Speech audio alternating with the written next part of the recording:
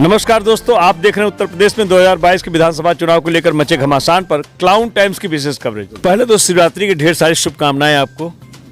प्रधानमंत्री मोदी रविवार को बनारस आए थे। बूथ विजय महामंत्र देकर के कार्यकर्ताओं को गए हैं। जो थोड़े बहुत भाजपा के कार्यकर्ता नाराज थे, अब वो भी सड़क पर उतर गए हैं। इस समय आपका प्रचार कहाँ चल रहा है? वो जो सड़क पर उतरे हैं वो गुजरात से आए हैं। बनारस वाले अभी भी सड़क पर उतरे हैं, ना उतरेंगे। गुजरात से, पटना से, मध्य प्रदेश से, राजस्थान से जो उनके वर्कर आए हैं वो सड़क पर दिखाई पड़ रहे हैं। यदि बनारस का कार्यकर्ता उतरेगा तो तय है कि मैं उसके चेहरे को पहचान जाऊंगा। आज सवेरे मैंने 8 बजे देखा है संगत मोचन के पास 8-10 महिलाएं थी, सब बाहर की थी, दूसरे प्रदेश की थी। तो उनका अंतर मंत्र जो है, जब आप काम करेंगे तो सारा मंत्र काम करता है। जब आपने कुछ किया ही नहीं तो मंत्र कहाँ से काम करेगा? तो उनके मंत्र का कोई मतलब नहीं है। बनारस में मीडिया ने बताया कि नरेंद्र मोदी आए थे, और जहाँ बैरिकेडिंग लगी, जहाँ जाम हुआ, वहाँ जो लोग गाली दे रहे थे, जाम में फंसे थे, वो जानते हैं कि मोदी जी आए थे। बकिया कोई जान ही नहीं पाए कि मोदी जी आए थे। कौन सा मंत्र है ये? अच्छा, ये बताइए, इस बार मोदी की लहर नहीं है क्या बनारस में? अरे चुनाव एमएलए से लड़ना है कि मोदी से लड़ना है? चुनाव सौरभ श्रीवास्तव से लड़ना है। सौरभ श्रीवास्तव का पिछले चुनाव में, इसमें अंतर यह है कि पिछली बार ये लोग फर्स्ट टाइमर थे, तो जनता मोदी के नाम पे वोट दे रही थी। अब इनके 5 साल के इनके कर्म पे लोग वोट देंगे। इन लोगों ने क्या किया है? मैं तो समझ रहा हूँ कि पूरे कैंट की जनता तो उनको हराने के लिए तैयार है। हारने के बाद सबसे ज़्यादा कोई खुश होगा तो वो भाजपा का कार्यकर्ता खुश होगा उनके हारने से। मैं तो बहुत नज़दीक से देख रहा हूँ कि ऐसे ऐसे पार्षद हैं जिनके 5 साल से सौरभ श्रीवास्तव से बात तक नहीं हुई है, मुझे जानकारी है। तो देखिए, आप नए नए हैं तो सब चलेगा।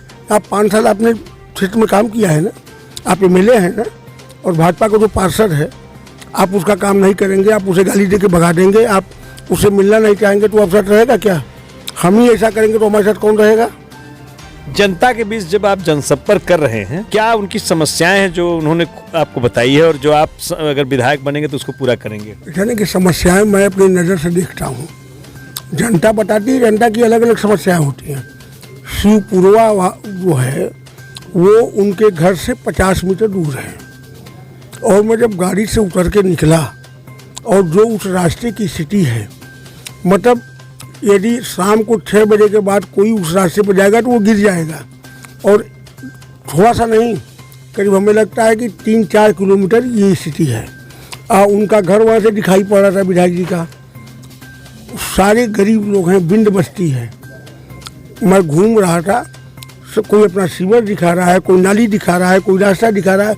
हम कहा यार, ऐसे विधायक को मैं प्रणाम करता हूँ। यदि मैं विधायक होने के बाद इस तरह स्थिति रही तो मैं चुनाव लड़ना छोड़ दूंगा कि फिर हम विधायक होने लायक नहीं है। हमको उसके घर से दिखाई पड़ा है, वो यही हाल रानीपुर में है, यही हाल, मतलब उनके घर के अगर बड़ी बात मैं बता रहा हूँ। बकिया तो छोड़ दीजिए। तो विधायक का मतलब ये नहीं होता है हमें कोई वोट दे या न दे, अलग बात है, लेकिन मुझे काम सबका करना चाहिए यदि मैं विधायक हूँ। भाजपा के जिला अध्यक्ष जो आज के समय में है, हंसराज विश्वकर्मा, नाम लेके बोल रहा हूँ। मैं सांसद था, उनकी सड़क मैंने बनवाई थी, उन्होंने 100 बार कहा होगा। मैं कांग्रेस का एमएलए था, वो भाजपा के नेता थे, लेकिन वो जनता की समस्या है। हमसे उन्होंने बार बार रिक्वेस्ट किया, उस सड़क को मैंने बनवाई। मैं चुनाव लड़ रहा था, मेरे खिलाफ जो बसपा का कैंडिडेट था उस समय पार्लियामेंट में, चुनाव जीतने के बाद सबसे पहला काम मैंने उसी का कराया था। मैं जब पब्लिक रिप्रेजेंटेटिव हूँ तो सबको रिप्रेजेंट कर रहा हूँ। ये नहीं कि अपने समर्थकों को ही रिप्रेजेंट कर रहा हूँ, जिन लोगों ने हमें वोट नहीं दिया मैं उन्हें भी रिप्रेजेंट करता हूँ। ये एक लीडर की क्वालिटी होनी चाहिए। विधायक लायक भी नहीं है, इनकी किस्मत ये है कि ये भाजपा के कैंडिडेट थे, लहर चल रही थी, ये लोग विधायक हो गए। 35 साल से पूरे परिवार कैंट विधानसभा में कब्जा है। अगर उनकी लोकप्रियता नहीं तो कैसे उनके पिताजी, उनकी माताजी और फिर पुत्र, सभी का कब्जा है लगातार। क्या है ना कि जनता को विकल्प नहीं मिल रहा था, समझे? विकल्प नहीं मिल रहा था, और भाजपा के नाते जीत जा रहे थे लोग। तो ये तो भाजपा का गढ़ है, तो जीत जाएंगे फिर। किसका गढ़ है? भाजपा का। इसी बनारस से मैंने हराया था कि नहीं हराया था? उस समय गढ़ कहाँ चला गया था? मैं लगातार 2 बार 3 बार एमएलसी हुआ, भाजपा का गढ़ था तो मैं क्यों जीत जा रहा था? किस बात का मैं तो हरा के दिखाया हूँ ना भाजपा के गढ़ को। और आज जो कांग्रेस है उससे खराब उस समय स्थिति थी 2004 में, 96 में और खराब थी। मैं 99 का चुनाव जीत गया होता यदि हमसे पहले कांग्रेस के 4 उम्मीदवारों की जमानत न जब्त हुई होती। सब बड़े बड़े स्टालवर्ड थे कांग्रेस के, सबकी जमानत जब्त हो चुकी थी। मैं लड़का था, लोगों को लगा कि इतना जीत नहीं पाएंगे। सलमान बशर सपा के कैंडिडेट थे, कन्फ्यूजन क्रिएट हो गया, इसलिए मैं हार गया था। किस बात का गढ़ किस बात का है? आज तक आपने कभी सुना है कि देश का प्रधानमंत्री विधानसभा के चुनाव में अपने ही लोकसभा में गली गली घूमे? डठरी तो जनसंघ का गढ़ है, मेरी वजह से उनको गली में घूमना पड़ा था कि नहीं पड़ा था? अटम मैं 43% वोट आपके चुनाव हारा था। इस बार मैं कह रहा हूँ, इस बार मोदी जी के नाम पे वोट नहीं है, वोट मिलेगा इन कैंडिडेटों के नाम पे।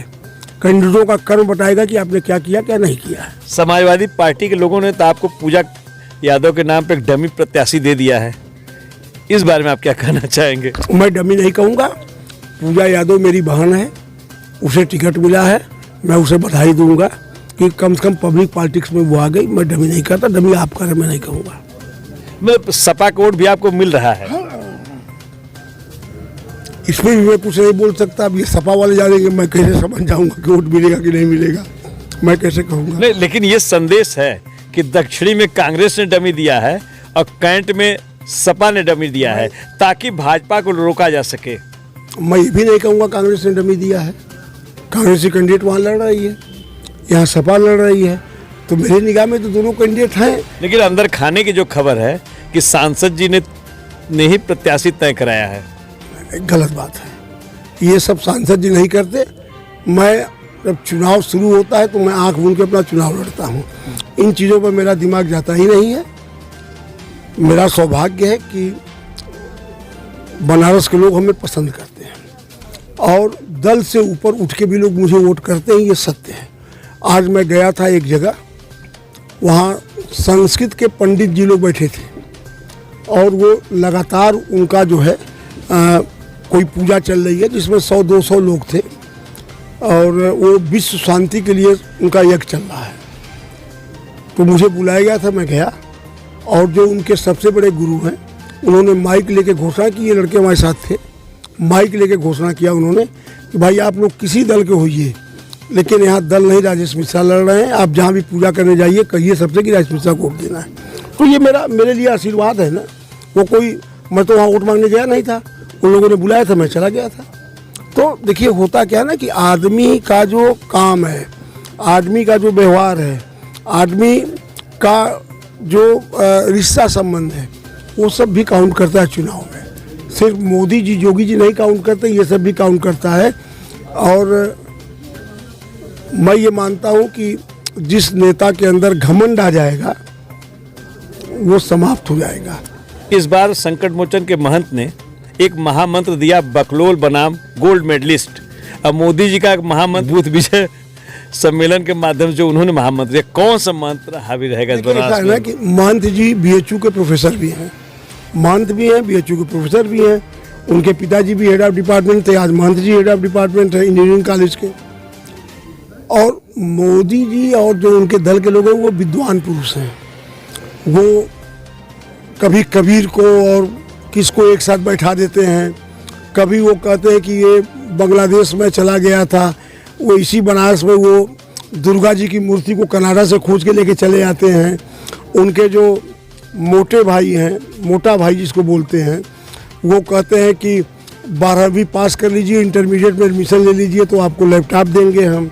वो ये कहते हैं कि 86%, उसको कहते हैं कि इंग्लिश में इसको 46% कहते हैं। तो वो विद्वान पुरुष हैं। महंत जी बेचारे प्रोफेसर हैं, एक मंदिर के महंत हैं, अंतर है उन लोगों में। ये बीएचयू के प्रोफेसर हेड ऑफ डिपार्टमेंट है, तो अंतर होगा ही। अब यदि मेरी पास डिग्री, मैंने सब पूरा बनारस जानता है कि मैंने high school, inter, BA, MA first class pass किया है। मैंने बीएचयू में मैं पॉलिटिकल साइंस का गोल्ड मेडलिस्ट हूँ, मैं पीएचडी किया हूँ, मैं फिलासफी से एमए हूँ, मैंने जर्नलिज्म किया है। तो अब वो कहेंगे ना कि गोल्ड मेडलिस्ट हैं। बकलोल कौन है? बकलोल कौन है? अब ये तो लोग समझे कौन बकलोल है, लोग तो समझ गए हैं। और हमें लगता है कि वो कैंडिडेट लोग भी समझ रहे होंगे कि बकलोल किसको कहा गया, तो उसमें हम बोल रहे हैं क्या, तो हम क्या बोल रहे हैं। तो ये रहे डॉक्टर राजेश मिश्रा। आज भी इन्हें लोग सांसद के नाम से ही जानते हैं, सांसद जी कहते हैं। फिलहाल कैंट विधानसभा से कांग्रेस के अधिकृत प्रत्याशी हैं। क्लाउन टाइम से बातचीत करने के लिए आपका बहुत बहुत धन्यवाद। अशोक मिश्रा, मैं पूर्व सांसद जी का ये हूँ और चुनाव संचालन में यहाँ देख रहा हूँ। केंद्रीय 11 लोग आते हैं, अपनी अपनी सूचना देते हैं कि यहाँ ये खराब है, यहाँ अच्छा है, इस तरह का है, वहाँ इनको भेजिए, वहाँ उनको भेजिए, यहाँ चुनाव सामग्री चाहिए, यहाँ ये चाहिए। लोग आते रहते हैं, अपना संदेश देते रहते हैं। कल मोदी जी के महामंत्र के बाद माहौल भाजपा के पक्ष में आ गया है, ऐसा हम लोग को जैसा दिखाई दे रहा है। आप लोग को क्या लग रहा है? हम लोगों को तो जो आप देख के कर रहे हैं उसके उल्टा लग रहा है। भीड़ जो आनी चाहिए तो भीड़ मोदी जी में आई नहीं इस बार। लोग निराश थे, महंगाई से त्रस्त हैं, इसलिए भीड़ नहीं गई। बाकी हम लोगों का माहौल कैंट में डॉक्टर राजेश मिश्रा का बहुत अच्छा चल रहा है। ऑल इंडिया महिला कांग्रेस से पर्यवेक्षक बना करके मुझे भेजा गया है। मैं झारखंड प्रदेश महिला कांग्रेस में स्टेट जनरल सेक्रेटरी हूँ। क्या माहौल आपका दिख रहा है? आपने कहीं भ्रमण किया कि केंद्रीय कार्यालय पे आकर बैठी हैं? नहीं, मैं हर जगह घूम रही हूँ और घूम कर देख रही हूँ कि क्या माहौल है यहाँ का। यहाँ का माहौल हम लोग के प्रति, यहाँ की पब्लिक बीजेपी के शासन से थोड़ी नाराज है। सीताराम चौधरी कांग्रेस के झारखंड से आया हूँ। सदस्यता अभियान जो कांग्रेस पार्टी का चल रहा, मैं उसका एक विधानसभा में प्रभारी हूँ झारखंड में। मैडम का जब ऑल इंडिया से आने का हुआ तो मैं इनके साथ में इस जगह आया हूँ। मैं 80 नरवा, आपको सामने घाट, रामनगर, उसके बाद भेलूपुर थाना ब्लॉक, इसके बाद इस सब एरिया सारे क्षेत्र में हम घूमे। लोग क्या है, मोदी जी के शासनकाल में त्रस्त बेरोजगारी, पेट्रोल डीजल गैस और तमाम महंगाइयों से त्रस्त हैं। हम लोग जो भ्रमण कर रहे हैं तो वहाँ तो अयोध्या में राम मंदिर, काशी विश्वनाथ धाम के भव्य और दिव्य मंदिर का लोकार्पण, इतना जबरदस्त विकास, ये मुद्दे छाए हुए हैं। सबसे बड़ी मोदी की लहर यहाँ चल रही है। भाजपा गढ़ है, हमें ये बताइए वो लहर कहाँ खत्म हो रही है? सर जी, आप जहाँ गए होंगे वो मतलब प्री माइंड भाजपा होंगे, इसीलिए बोले। हम रात के टाइम में दशमेश घाट में हमारी गाड़ी गई थी। हम बाबा मंदिर में 11:30 बजे पहुँचे थे और हमने संकट मोचन दुर्गा मंदिर में भी प्रणाम किया। मैडम भी थी वहाँ, कुछ पत्रकार लोग थे, मेरे गाड़ी का फ़ोटो हमको खींचना चाहे, हमने मना किया उनको। और उस वक्त उन्होंने से ये बात हुआ कि बाबा का हाथ कांग्रेस के साथ है और आपका वहाँ पर ही कॉरिडोर से पेट नहीं भरता है।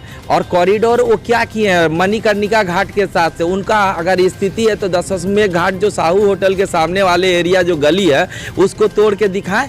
राजनीति करने के लिए कुछ भी कर सकते। शिवलिंग को के जो वहाँ एरिया बढ़ा हुआ था तो वो एक धर्म का राजनीति करते हैं, संप्रदाय का राजनीति करते हैं। उनको विकास, बेरोजगारी, पेट्रोल डीजल, स्वास्थ्य, सड़क, परिवहन, आज जो अमीरी रेखा और गरीबी रेखा में कितनी फासला, 80% आबादी गरीबी हो चुकी है।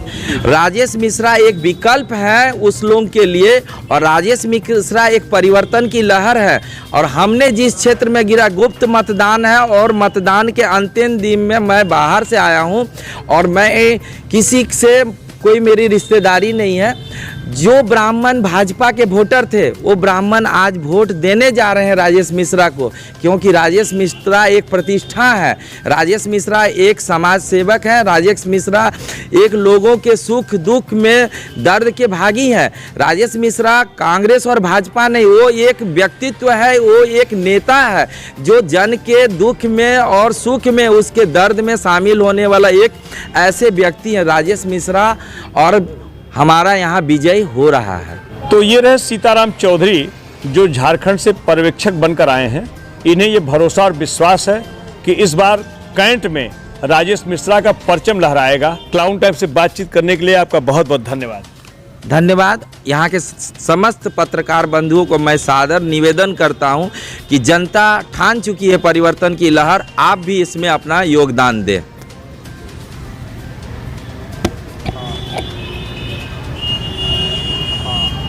क्लाउन टाइम्स ब्रेकिंग न्यूज़ की खास खबरों को देखने के लिए हमारे YouTube चैनल को सब्सक्राइब करें, लाइक करें और बेल आइकन पर क्लिक करें। क्लाउन टाइम्स की खबरों को अगर आप हमारे Facebook पेज पर देख रहे हैं तो पेज को लाइक ज़रूर करें।